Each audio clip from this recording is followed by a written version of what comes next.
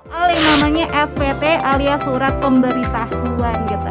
Mungkin bisa untuk diberikan informasinya, silakan. Oke, Mbak Nisa ya, perlu diketahui ya supaya mudah Mbak Nisa juga ya, bahwa di Indonesia sistem perpajakan tuh menganut sistem self assessment. Nah, ini self assessment artinya apa? Nah, supaya mudah perlu ketahui bahwa wajib pajak itu melakukan sendiri kewajiban perpajakannya secara mandiri. Itu mulai mendaftar, menghitung, membayar, dan melaporkan pajak yang terhutang. Jadi kalau supaya mudah punya usaha, kemudian saya sudah penghasilan di atas PTKP. Apa itu PTKP nanti mungkin jelaskan lagi ya. Jadi sebaiknya mendaftar untuk punya NPWP gitu ya. Nah, NPWP itu nomor pokok wajib pajak. Nah, setelah punya NPWP apa? Ada nanti kewajiban lainnya, termasuk nanti melaporkan pajak yang terhutang dengan SPT, surat pemberitahuan. Nah, surat pemberitahuan itu apa?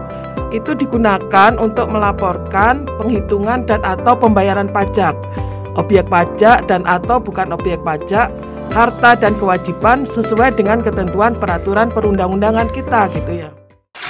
Jadi e-form ini caranya itu sama kayak e-filing, cuman bedanya apa?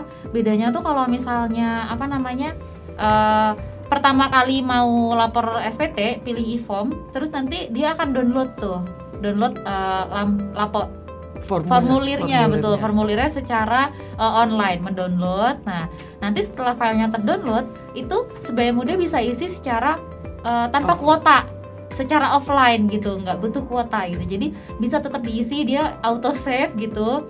Nah, terus nanti kalau misalnya udah selesai baru disubmitnya pakai kuota lagi gitu. Dia jadi kayak hybrid gitu, setengah online setengah offline gitu. Cuman kan kalau misalnya kayak teman-teman yang di rantau ya gitu kan, hemat kuota gitu kan, belum nanti kalau macet-macet gitu ke refresh datanya hilang, isi lagi dari awal. Nah, mending pakai e-form aja gitu. Nah, e-form ini bisa dipakai sama sebaya muda yang lapor SPT-nya menggunakan formulir 1770S yang penghasilannya di atas 60 juta setahun.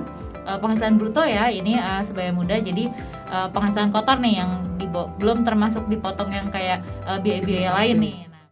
Oke, jadi buat kamu nih Setia Muda, setelah yang namanya tahu jumlah penghasilanmu berapa begitu ya, lebih kurang 60 juta kalau brutonya, langsung saja untuk melampirkan arsip berupa laporan keuangan, kemudian penghitungan peredaran bruto dan pembayaran, dan yang pasti ada bukti potong formulir 1721A1 atau A2 untuk kamu nih yang punya status karyawan ASN atau pegawai negeri. Dan yang pasti wajib melampirkan bukti potong PPh final dan daftar harta yang mungkin nambah di tahun ini gitu ya. Buat kalian sebaya muda yang ini ya, perorangan nih, wajib banget lapor SP tahunan kalau misalnya punya NPWP sebelum tanggal 31 Maret 2022. Nah, kalau misalnya sebaya muda punya kantor atau perusahaan atau mewakili perusahaan nih, mungkin bagian keuangan atau bendaharanya. Nah, ini lapor SP tahunannya maksimal 30 April 2022 untuk penghasilan di tahun 2021. Program pengungkapan sukarela. Beberapa media atau kawan pajak itu menyebutnya sebagai teks amnesti jilid 2. Sebenarnya itu beda gitu ya.